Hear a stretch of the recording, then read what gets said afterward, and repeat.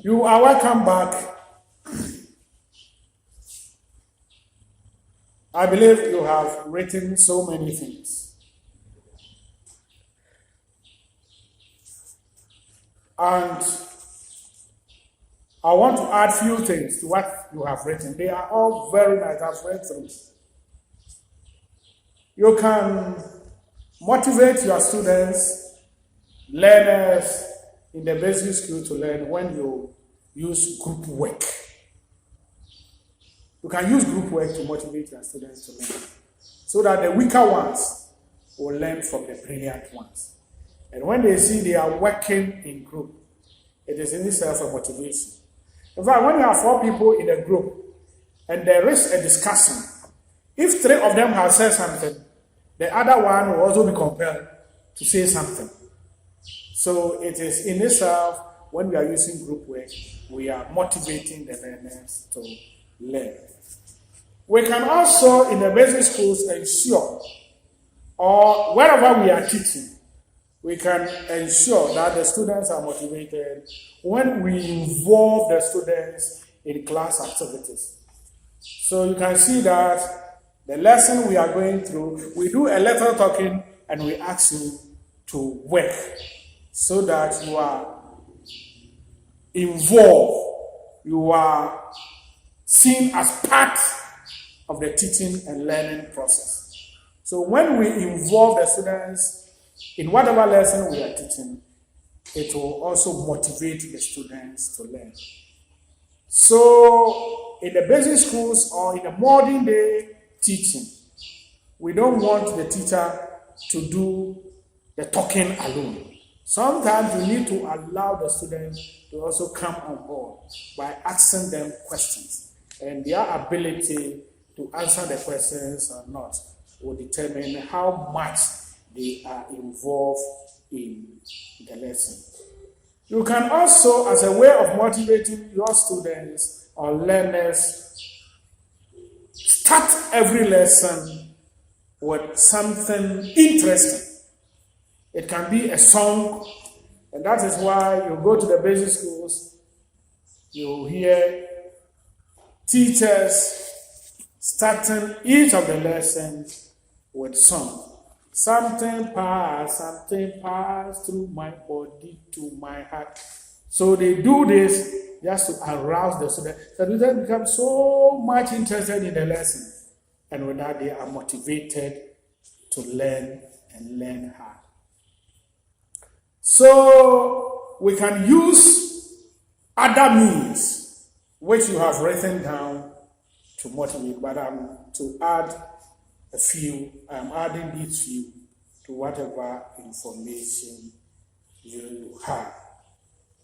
Now, I want us to go back to the first semester.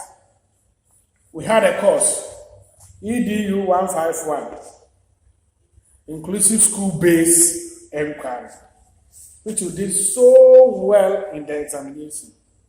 And I believe we enjoyed the lessons. In the course Inclusive-Based Inquiry, what we learned was that there are diversities in the classroom.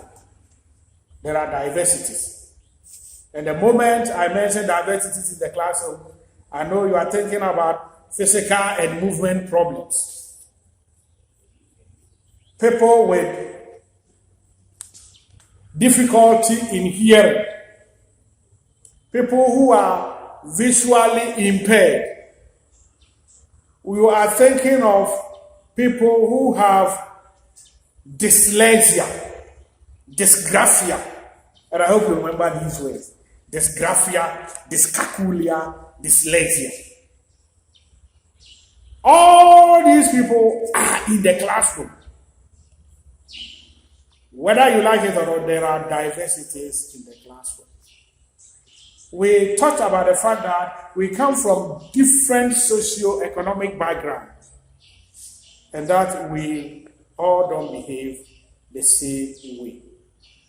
So these diversities do exist in our classrooms.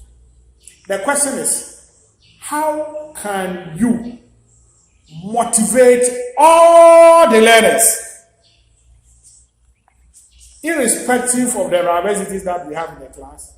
They are in the school, they are in the class, and they need to enjoy whichever lesson that is going on. So my brothers and sisters, how can we as teachers include everybody in our lesson? Despite these diversities, how can we include all students in our lesson? What can we do to ensure that all students get involved in whichever lesson we are teaching?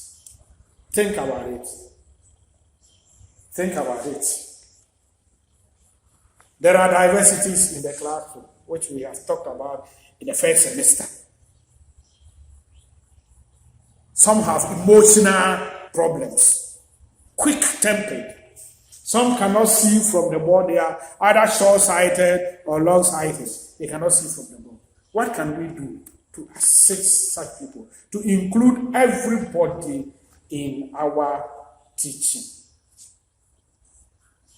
Some come from different socioeconomic backgrounds. They have different names. Sometimes you hear a name and you start laughing. So what can we do so that we can ensure that everybody enjoys our lesson? We don't have to laugh at people. In fact, some pronunciation, the way we pronounce words, if you are not careful, you will laugh.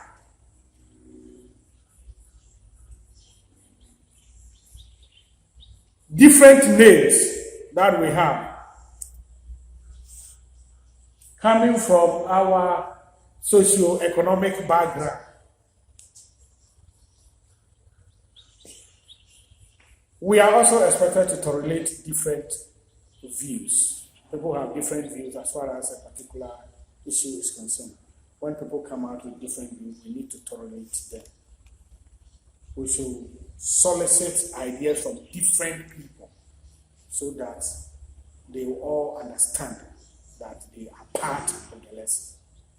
I want you to be thinking about it. How can you include everybody, irrespective of the diversities that we have in the class? How can you include everybody in the lesson? And when we do that, then it means we are ensuring, we are motivating everybody to be part. I believe you have watched a video of a teacher who will welcome students in tents. As soon as the student enters, he has a special greeting for them. It's a way of motivating everybody who comes to the school. So we are expected to ensure that when we go back, when we go as teachers, wherever we are teaching, we are expected to motivate students, irrespective of the diversities that we have. They have different ideas, different diversity. Some have different challenges, but we need to motivate them to learn. How do you treat somebody with physical and movement problems? How have you arranged the tables in church to ensure that they are able to move freely without any difficulty? And when you do that, it is in itself a way of encouraging the students.